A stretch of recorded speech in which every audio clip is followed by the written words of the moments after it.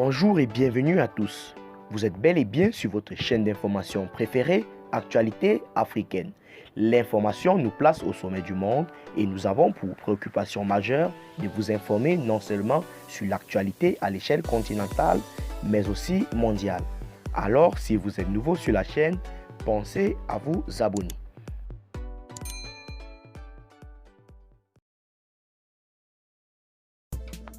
Eh bien les amis, avant de commencer, nous tenons à rappeler que les photos que nous utilisons sont à but illustratoire et de ce fait, nous vous prions et nous vous invitons à être polis dans les commentaires.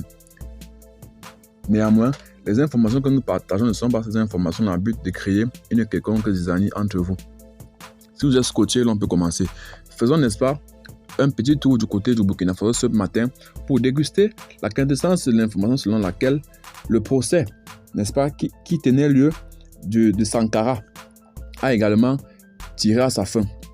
Et au cours de ce procès, il en ressort que la femme de Thomas Sankara a déclaré « On ne s'attendait pas à cela ».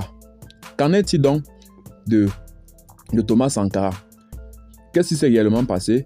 Ça, c'est ce sur quoi nous allons nous apaisantir dans cette petite vidéo. Alors, Thomas Sankara, le capitaine, a été assassiné le 15 octobre 1887. Le procès relatif à la mort précipitée du capitaine Thomas Sankara a été ouvert le lundi 11 octobre 2021 au tribunal militaire de Ouagadougou, la capitale du Burkina Faso. Le procès a fait état de 14 personnes accusées d'avoir contribué à la mort de l'emblématique capitaine et président burkinabé. Thomas Sankara, en octobre 1987. En vue de ne pas se faire compter les faits, la veuve du défunt capitaine Thomas Sankara, appelée Madame Mariam Sankara, a décidé de prendre part au dit jugement. En réalité, l'ex-première dame Mariam Sankara, appelée à donner son opinion sur certains faits pertinents au procès de son époux Thomas Sankara.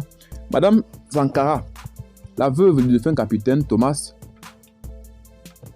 Sankara, a été sollicitée et a donné son opinion sur certains points considérablement pertinents après l'ouverture du procès relatif à la mort de son mari le 12 de ses compagnons de lutte. Précisons que le dit procès a enregistré plusieurs polémiques avant et après son ouverture. Nous pouvons citer par exemple la polémique située autour de la comparution de l'ancien président burkinabé Blaise Compaoré à la barre interrogatoire qui est frappé d'incapacité de prendre part au procès pour des raisons politiques et celles relatives à l'enregistrement du procès pour les générations futures. Blaise Compaoré également ne se rendra pas au procès de Thomas Sankara. Concernant celui de Blaise Compaoré, ses avocats ont estimé qu'il est impossible de contraindre l'ancien président à se rendre au procès vu qu'il s'agit d'un procès politique alors que l'ancien ami du capitaine Thomas Sankara, Blaise Compaoré, bénéficie de la nationalité ivoirienne. Le président Blaise Compaoré ne se rendra pas et nous non plus au procès politique organisé à son encontre devant le tribunal militaire de Ouagadougou, c'est-à-dire devant une juridiction exceptionnelle. En réalité, pour un rappel, Blaise Compaoré a accédé au pouvoir après le coup d'État de 87 ayant occasionné la mort de Thomas Sankara. Après, c'est donc ainsi que, père de la révolution et icône panafricaine avec 12 de ses proches collaborateurs de lutte, celui-ci s'est maintenu au pouvoir pendant 27 ans avant d'être renversé en 2014 par un soulèvement populaire après avoir tenté de modifier la constitution pour briguer d'autres mandats. M. Blaise Compaoré a donc emprunté le chemin de l'exil en optant pour la Côte d'Ivoire où il vit actuellement. Après son arrivée en Côte d'Ivoire, l'ancien dictateur burkinabé a obtenu la nationalité ivoirienne et aujourd'hui légitimé de ne pas se rendre au tribunal militaire à Ouagadougou pour prendre part au procès de Sankara selon les avocats qu'il a accusé d'un principal procès selon les médias burkinabés.